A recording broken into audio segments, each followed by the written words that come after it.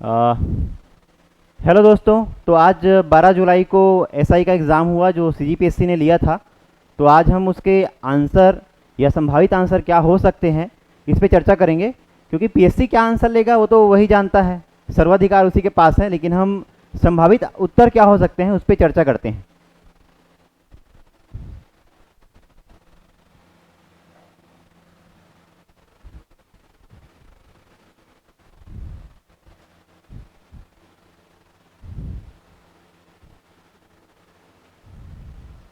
ये जो हमारा जो आप पैनल में जो आप पीडीएफ देख रहे हो, ये हमारा सेट ए है। उसके हिसाब से आप अपना जो सेट है उसका क्वेश्चन का मिलान कर लें, क्योंकि क्वेश्चन तो सबका सेम रहेगा, सेट अलग अलग रहेंगे। यहाँ से हाँ दिख रहा है। चलिए, तो पहला क्वेश्चन है, भारत में कोर मुद्रास्फीति से क्या तात्पर्य है। देखिए, कोर मतलब होता है जो स्टेबल रहे। कोर का क्या अर्थ होगा, जो स्टेबल रहे, वो कोर मुद्रास्फीति में आता है। तो देखिए, हमारे पास तो दो अवयव हैं, जैसे एक क्या है, भोजन, दूसरा क्या है, ईंधन। अभी क्या हुआ कि ईरान, इजराइल और जो अमेरिका का जो वार चल रहा था, मध्य एशिया में संकट चल रहा था, तो वो संकट की वजह से ईंधन का जो रेट है आसमान चढ़ गया। उसकी वजह से जो सिलिकॉन है, बाकी सब चीज़ें महंगी हो गई।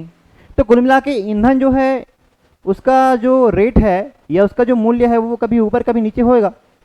वैसे ही भोजन का जो मूल्य है वो मौसम के हिसाब से बदलता रहेगा, कि सब्जियों का आवक हुआ तो सब्जियों का रेट कम हो जाएगा, लेकिन अगर आवक कम हुआ तो ज़्यादा हो जाएगा रेट। लेकिन आवक बहुत ज़्यादा हुआ, बहुत मात्रा में हुआ, तो क्या हुआ, रेट आसमान छूने लगेंगे, जैसे प्याज है, टमाटर है, इन सब का।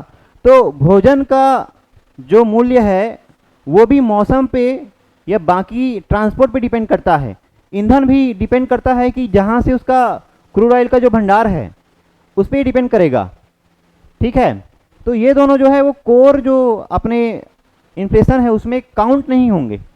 इसका आंसर क्या आ जाएगा, आंसर आ जाएगा ए, उपभोक्ता मूल्य सूचकांक भोजन व ईंधन को छोड़कर। इसका आंसर ए रहेगा। ठीक है, आगे बढ़ते हैं।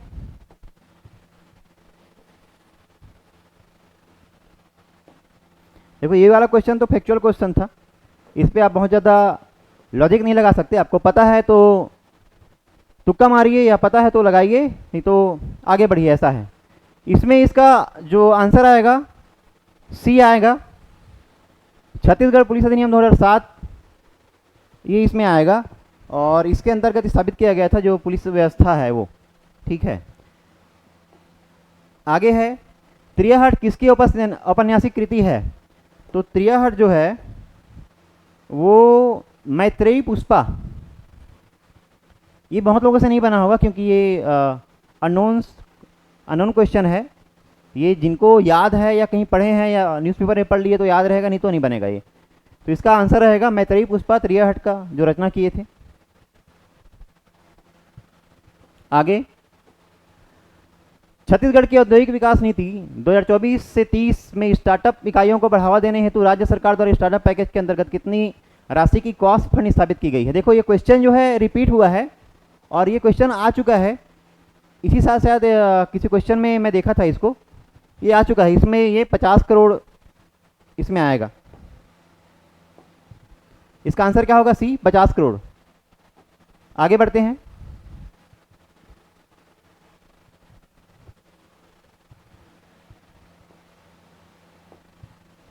भारत के संवैधानिक इतिहास से संबंधित 18 सेक्टर के भारतीय परिषद अधिनियम के संबंध में निम्नलिखित को पढ़ें और सही विकल्प चुनें। इसने गवर्नर जनरल को भारतीय लोगों के प्रतिनिधियों को अपनी विस्तारित परिषद में नामित करके उन्हें कानून बनाने के कार्य में शामिल करने में सक्षम बनाया। ये हुआ था 1861 में। जो लॉर्ड कैनिंग थे, लॉर्ड कैनिंग, लॉर्ड क्यों लिखे यार, कैनिंग जो थे, जो कैनिंग थे, उन्होंने 3 भारतीयों को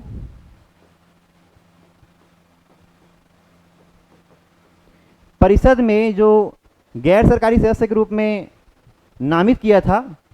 उनमें से 3 भारतीय कौन थे, 3 भारतीय, तो पहला कौन थे? बनारस के राजा, पटियाला के महाराजा,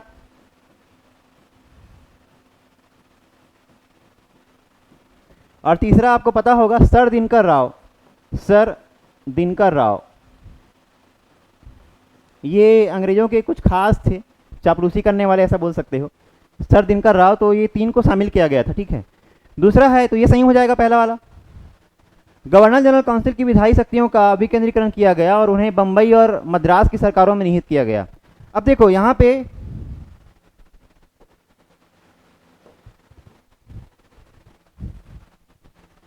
ध्यान से देखें, 1833 की व्यवस्था में क्या हुआ था उसको देखें। 1833 में क्या हुआ था? जो ईस्ट इंडिया कंपनी है उसका केंद्रीकरण हुआ था, केंद्रीकरण। और 3 जो प्रेसिडेंसी थी, क्या था? एक बंगाल, मद्रास और एक बॉम्बे। ये सुपीरियर बना और इनके अधीन इन दोनों को कर दिया गया था।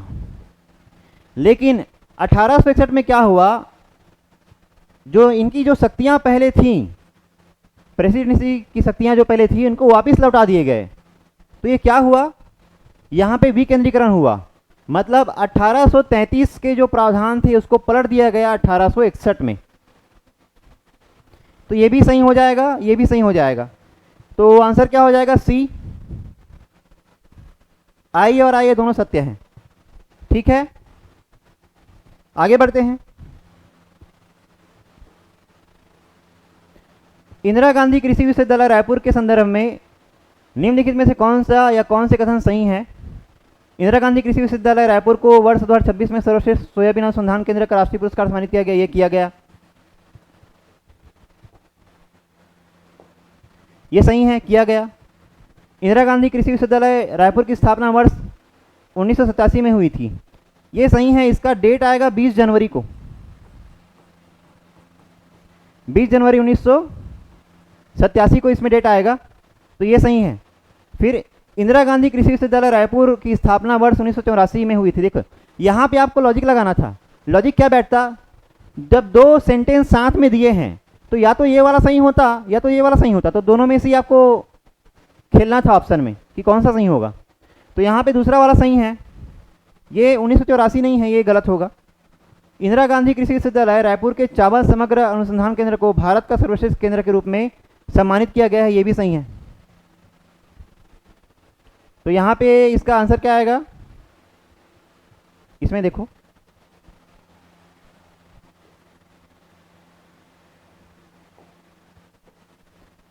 एक 2 4 सही और 3 तो गलत हो जाएगा। तो इसमें आंसर क्या है? हाँ, सी आएगा इसमें।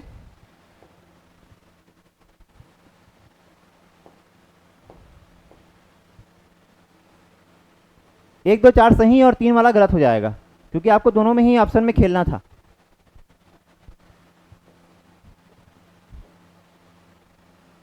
चलो 7वां क्वेश्चन हमारा,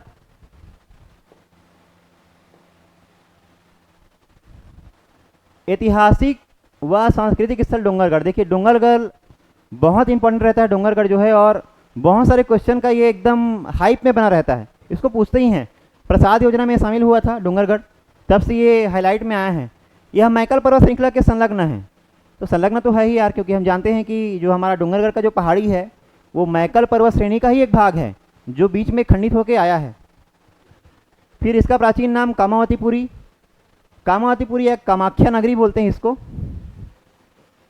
कामाख्या नगरी, कामावतीपुरी बोले, कामाख्या नगरी बोले। फिर यहाँ प्रतिवर्ष 6 फरवरी को अंतर्राष्ट्रीय बौद्ध सम्मेलन आयोजित किया जाता है। ये कब से प्रारंभ हुआ? मे बी शायद 1992 से स्टार्ट हुआ था ये। तो ये पहला सही, दूसरा सही, तीसरा सही। यहाँ चंद्रगिरी जैन तीर्थ स्थल में 8वें तीर्थंकर चंद्र प्रभु का मंदिर है, ये भी सही है। अभी जो लेटेस्ट बना है ना उसमें चंद्र प्रभु की जो प्रतिमा है उसको स्थापित की गई है, तो इसमें आंसर रहेगा डी रहेगा, ठीक है। और इसमें आगे चलते हैं।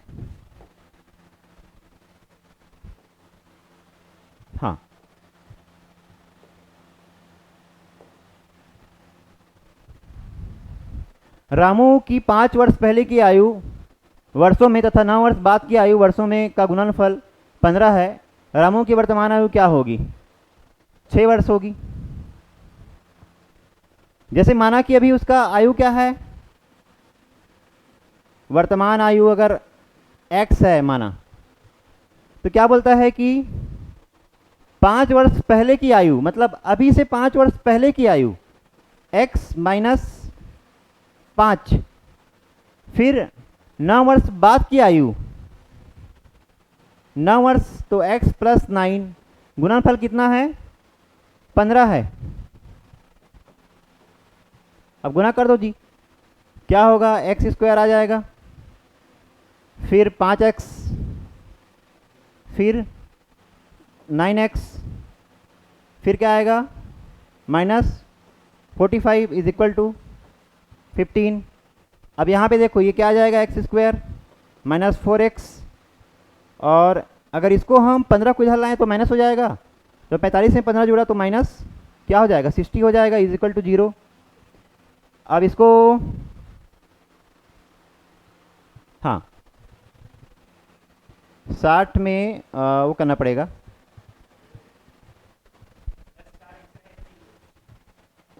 रुको 1 मिनट, हाँ थोड़ा स्पेस मिला। तो क्या है थे यहाँ पे, जैसे एक्स स्क्वायर और यहाँ पे क्या था? माइनस 5x प्लस 9x, और यहाँ पे क्या था? माइनस 60 इज इक्वल टू, अच्छा ये इधर जाएगा,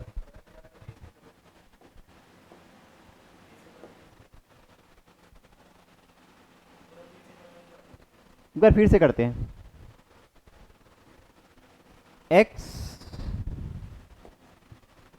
x माइनस 5 और इंटू में क्या हुआ? x plus 9 is equal to क्या बोला वो? 15 बोला, फिर x स्क्वायर आएगा और ये माइनस 5x आएगा, और फिर यहाँ पे जब करेंगे तो ये क्या आएगा?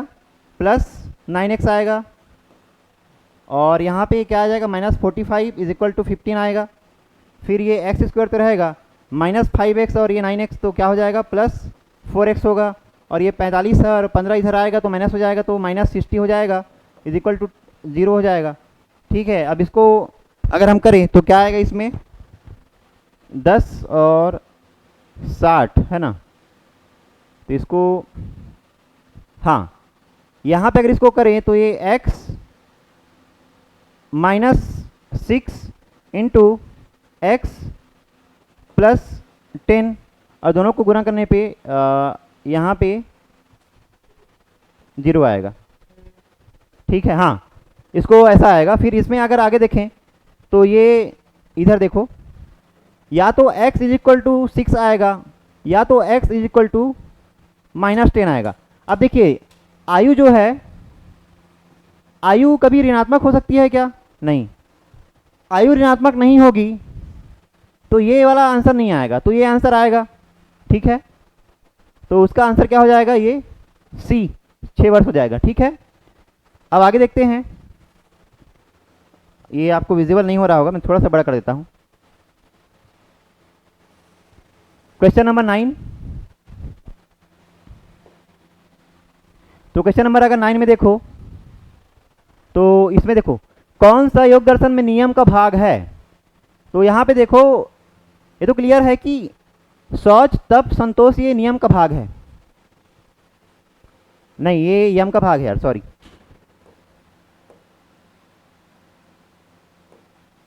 हाँ नियम का भाग नहीं है पूछा है।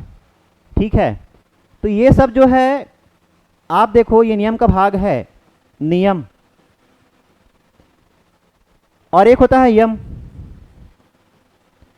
तो यम में कौन कौन आता है? इसमें ब्रह्मचर्य आएगा, जैसे एक ब्रह्मचर्य,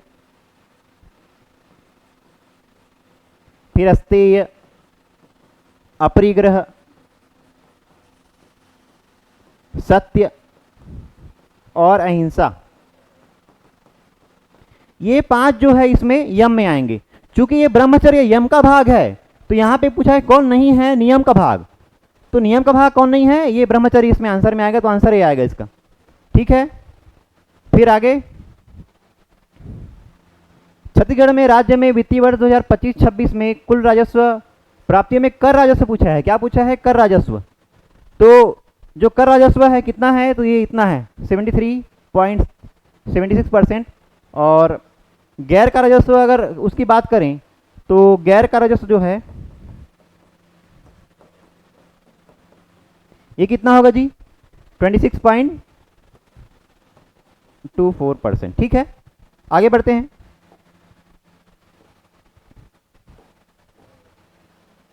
हाँ चलो, ये जो क्वेश्चन है राम कुमार बिहार ऑथेंटिक बुक है, उसी से क्वेश्चन आ रहे हैं, तो इसको देखते हैं। सही कथन कथनों का चयन कीजिए। वैदिक काल में छत्तीसगढ़ को दक्षिण कोसल कहा जाता था। देखिए इसमें ना दक्षिण कोसल जो है रामायण काल में कहा जाता है। दक्षिण कोसल किसमें? रामायण काल में।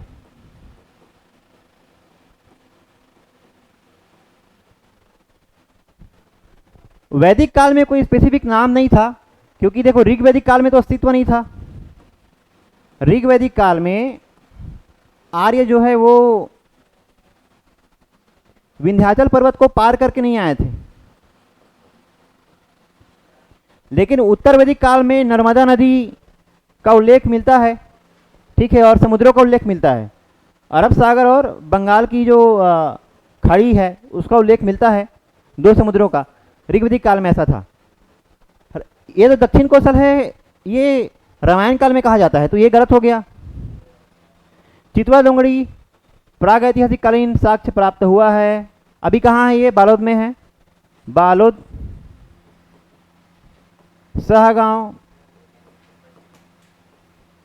नामक स्थान पे है ये, जो राजनांदगांव से और मोहला मानपुर अम्बागढ़ चौकी से बाउंड्री शेयर करता है। ठीक है। कुमारगुप्त ने, यार कुमारगुप्त कैसे होगा? ये तो एकदम है, यहाँ पे समुद्रगुप्त होगा। समुद्रगुप्त छत्तीसगढ़ में आक्रमण किए थे और दो राजा थे, एक थे महेंद्र, दूसरा था व्याघ्रराज।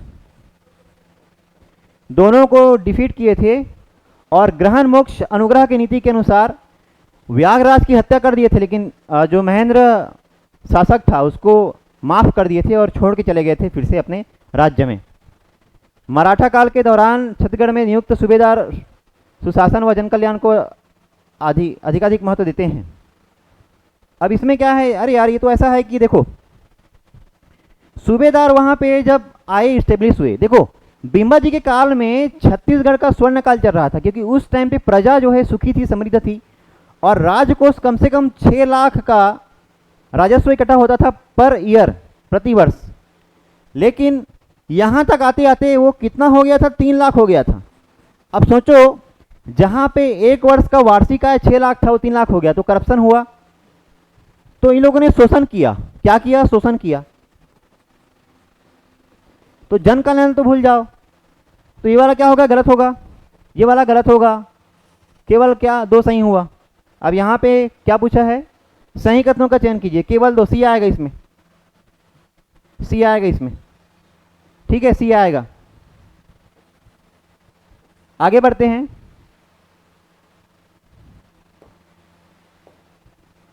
प्रतीकों, अक्षरों और संख्याओं की निम्नलिखित व्यवस्था का अध्ययन करें और नीचे दिए गए प्रश्नों के उत्तर दें। तो अगर इसका हम देखें, इसका आंसर आएगा डी, एल। ठीक है, आगे बढ़ें।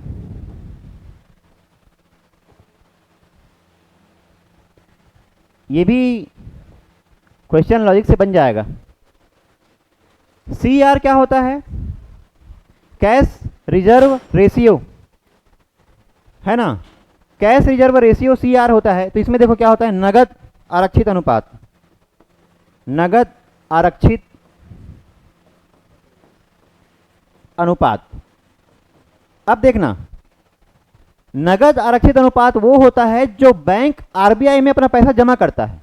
अगर इसका परसेंट ये बढ़ाते हैं तो ये बैंक है और ये आरबीआई है। तो यहां से पैसा आरबीआई के पास आएगा। तो जब बैंक से पैसा आरबीआई के पास होगा तो बैंक लोन दे पाएगा क्या? नहीं, कम दे पाएगा। तो जब कम दे पाएगा तो तरलता क्या हो जाएगी?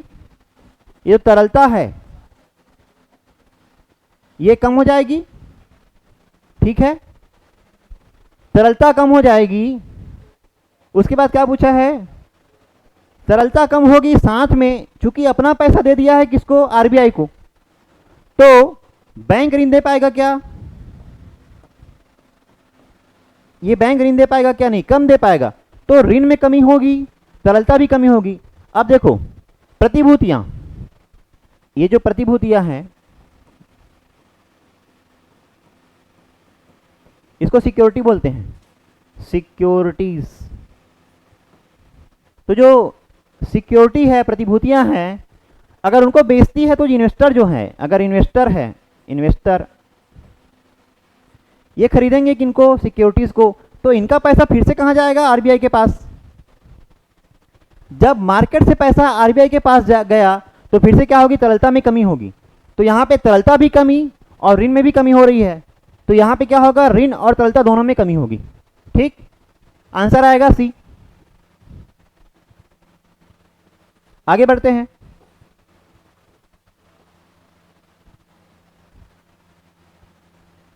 चलो इसको देखो, बिंदु डी बिंदु ए के पश्चिम में 14 मीटर की दूरी पर है, बिंदु बी बिंदु डी के दक्षिण में 4 मीटर की दूरी पर है, बिंदु एफ बिंदु डी के दक्षिण में 9 मीटर की दूरी पर है, बिंदु ई बिंदु ए के पूर्व में 7 मीटर की दूरी पर है, बिंदु सी बिंदु ई के उत्तर में 4 मीटर की दूरी पर है, बिंदु जी बिंदु ए के दक्षिण में 4 मीटर की दूरी पर है।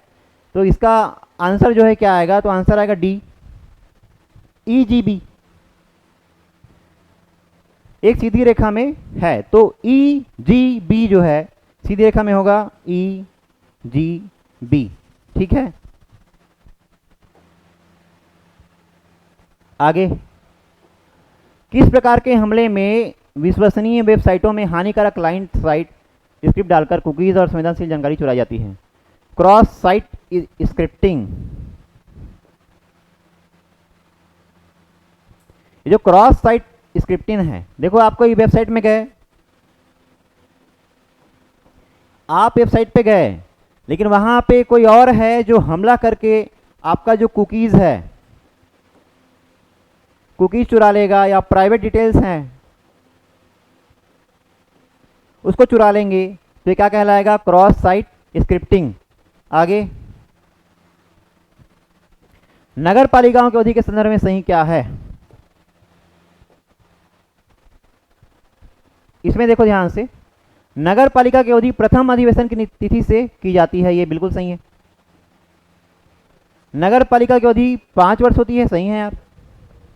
यदि कोई नगर पालिका 2 वर्ष के अंदर विघटित हो जाती है तो नगर पालिका 3 वर्ष के लिए गठित की जाएगी। देखो, अगर कोई विधानसभा या लोकसभा विघटन हुआ तो जब वो चुनाव लड़ेगी वहां से फिर से वो 5 साल के लिए सत्ता में आएगी।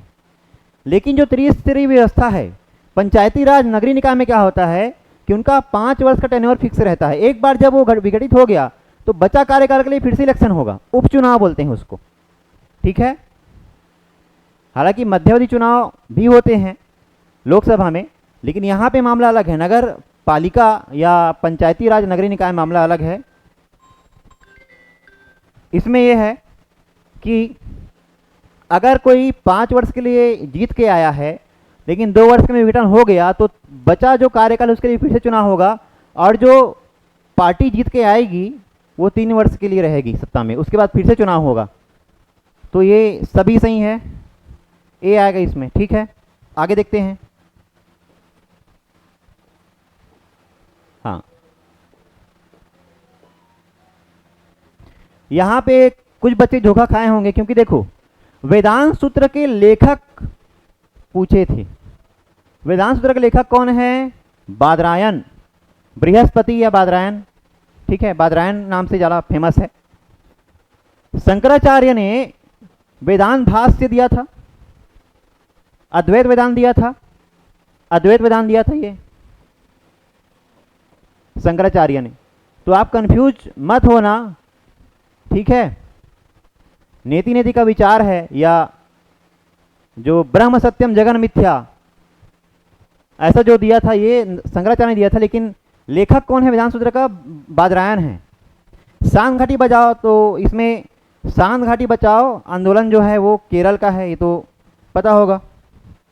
आगे,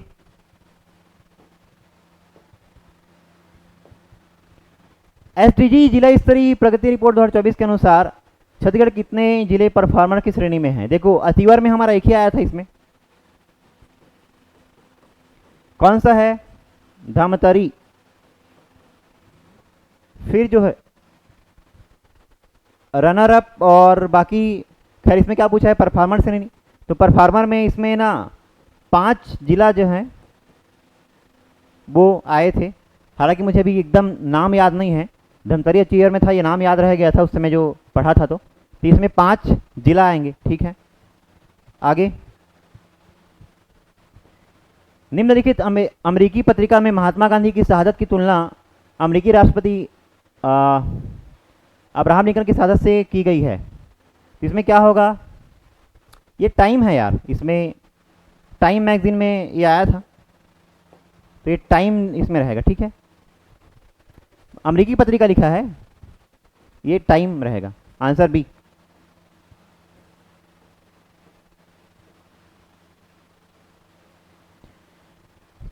अब यहाँ पे देखो ये भी क्वेश्चन आसान है, आपको आसानी से बन जाएगा अगर ठीक से आपने ध्यान दिया होगा। डाटा याद नहीं है तो भी ठीक है। छत्तीसगढ़ राज्य आर्थिक सर्वेक्षण 2025-26 के अनुसार छत्तीसगढ़ की आर्थिक संरचना के संबंध में निम्नलिखित में से कौन सा कथन सही है? पहले तो याद रखो, जब भारत पूछेगा तो भारत में याद रखो सेवा जो क्षेत्र है, सर्विस सेक्टर सबसे बड़ा योगदान करता है। लेकिन जब छत्तीसगढ़ की बात आएगी तो हमेशा याद रखना अभी तक कौन है उद्योग, लगभग ये 45 के आसपास रहता है, 45 से 50 के बीच रहता है इसका वेटेज जो है ये, ठीक है। कृषि हमेशा 20 से कम रहेगा। अगर आपको डाटा याद भी ना हो तो ये मोटा मोटी आप इसको लेके चल सकते हो। अब इनसे बनाने का प्रयास करते हैं। कृषि सकल राज्य घरेलू उत्पाद में उद्योग क्षेत्र से अधिक योगदान देती है, गलत। सेवा क्षेत्र 3 प्रमुख क्षेत्रों में सबसे न्यूनतम योगदान करता है, ये भी गलत क्योंकि कृषि है। उद्योग क्षेत्र सकल राज्य घरेलू उत्पाद में सबसे बड़ा योगदान करता है, ये सही। और जब ये सही हो गया तो ये सही रहे ना रहे, ये तो सही हो गया ना, अपने को पता है। इस पर ये गलत ही हो गया, ऑब्वियस ही है। तो आंसर क्या आएगा? सही है तो सी आएगा, ठीक है। नहीं भी पता है तो इससे आप लॉजिक से बना सकते हैं। ये जो क्वेश्चन है, ये क्वेश्चन को हमारे जो रवि सर हैं वो डील करेंगे, थोड़ी देर में आएंगे वो भी। अच्छा, इसमें देखो यहाँ पे जैन धर्म में द्रव्य है, द्रव्य जो है, द्रव्य के 2 भाग हैं। एक है अस्थिकाय, अस्थिकाय द्रव्य, दूसरा है अनस्थिकाय, अनस्थिकाय, अनस्थिकाय द्रव्य। अब देखो क्या पूछा है, अनस्थिकाय द्रव्य क्या है? तो अनस्थिकाय क्या होगा? काल।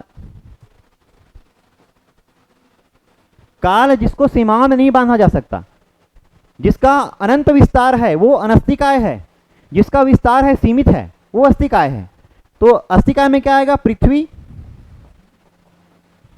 जीव और वायु।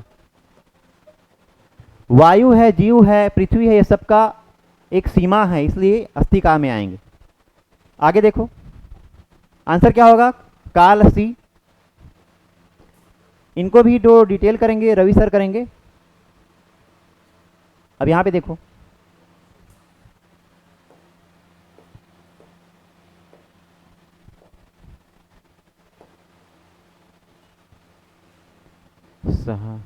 हाँ, यहां पे देखिए, और जनगणना के अनुसार निम्नलिखित में से कौन से शहरी बनावट की सही स्थिति नहीं है? स्थानों की जनसंख्या न्यूनतम 5000 व्यक्तियों की हो, सही है। कम से कम 75% पुरुष श्रमिक गैर कृषि कार्यों में लगे हों, सही है। स्थान जहां नगर पालिका, नगर निगम, छावनी बोर्ड स्थित नगर क्षेत्र समिति है, सही है। जब भी ऐसा सवाल आए ना, याद रखना जो नीचे में जो दिया रहेगा उस पर डाउट करना। एक बार ऐसा क्वेश्चन लगातार 3-4 बार रिपीट हो चुका है जिसमें हमेशा ये वाले पोर्शन को ना गलत देता है। यहाँ पे ये सब ठीक है, बस ये जनसंख्या घनत्व कम से कम क्या रहेगा, 400। कितना रहेगा, 400, 300 नहीं 400। तो अगर लॉजिक लगाए होंगे तो बन गया होगा ये। तो इसमें सही स्थिति नहीं है तो डी आंसर आएगा, इसमें 400 रहेगा, ठीक है। तो अभी के लिए इतना ही, बाकी आगे हम देखते हैं, आगे रवि सर बताएंगे। तो अभी के लिए इतना ही, थैंक यू।